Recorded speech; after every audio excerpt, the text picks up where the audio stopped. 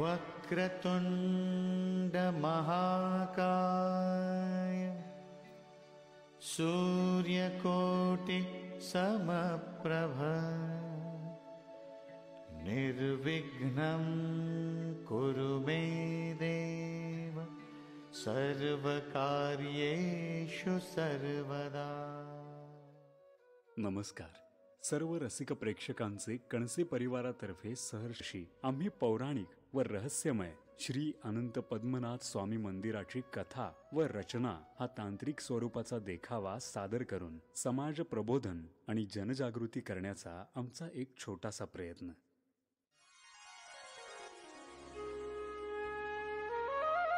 श्री पद्मनाभ स्वामी मंदिर हे केरळ राज्याची राजधानी तिरुअनंतपुरम येथे स्थित असलेले भगवान विष्णूंचे एक पवित्र मंदिर आहे।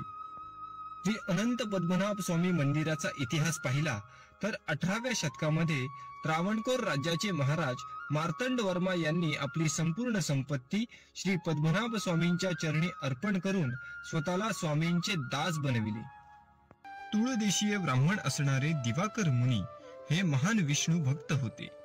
भगवान विष्णूंना प्रसन्न करण्यासाठी दिवाकर मुनींनी अनर्थ देशात गहन तपश्चर्या केली। त्यांच्या भक्तीने प्रसन्न होऊन भगवान विष्णू लहान मुलाच्या रूपात दिवाकर मुनी पण एकदा त्या मुलाने पूजेसाठी ठेवलेले शालिग्राम उचलून त्याची कुचेष्टा केली। हे पाहताच मुनी त्या मुलावर फार क्रोधित झाले। हे बालका, हे काय करतोयस तू?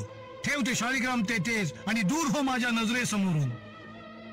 आता मुलाने घातलेल्या अटीनुसार आपला अनादर झाल्याने तो मुलगा त्या क्षणी तेथून अदृश्य झाला। इतक्यात एक आकाशवाणी होते।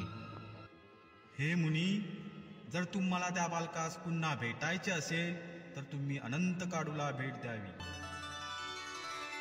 मुनींनी समुद्र किनारी असलेल्या अनंत काडू जंगलाला भेट दिली। चालता चालता त्यांनी त्या छोट्या बालकाला एका मोह वृक्षाच्या मागे जाताना पाहिले।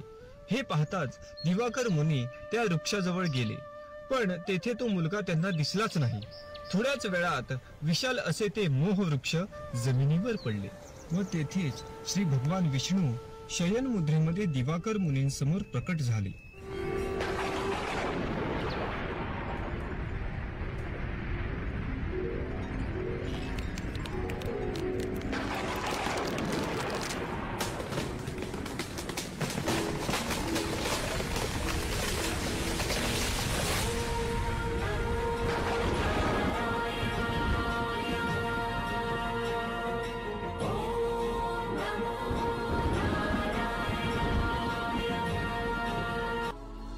आता आपण या मंदिराचे रहस्य पाहूया। पद्मनाभ स्वामी मंदिराच्या गर्भगृहामध्ये एकूण 6 गुप्त दरवाजे आहेत।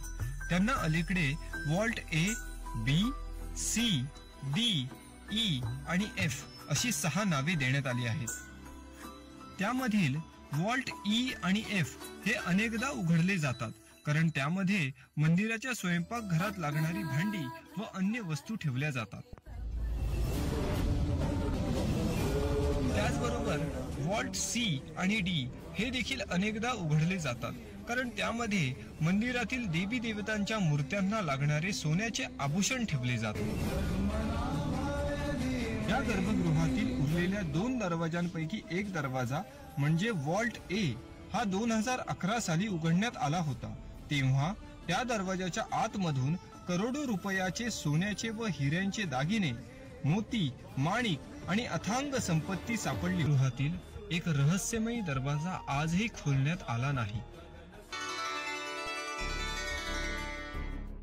या दरवाजाची रचना पाहिली तर त्यावर भीतीदायक अशा 2 सापांची आकृती पाहायला मिळते। यातील आश्चर्याची बाब म्हणजे या दरवाजाला ना कोणते कुलूप आहे ना कोणती चावी आहे। द्रविड व केरळ संस्कृतीचा वापर करून बनवलेले 7 माळा उंच गोपुरम हे या मंदिरातील प्रमुख आकर्षण आहे। या गोपुरमच्या स्थापत्य शास्त्रामधील आश्चर्याची बाब म्हणजे वर्षातून 2 दिवस म्हणजे सुमारे 31 मार्च व 22 सप्टेंबर या 2 दिवशी या गोपुरमच्या खिडकीतून सूर्य दर 5 मिनिटांनी जाताना पाहायला मिळतो।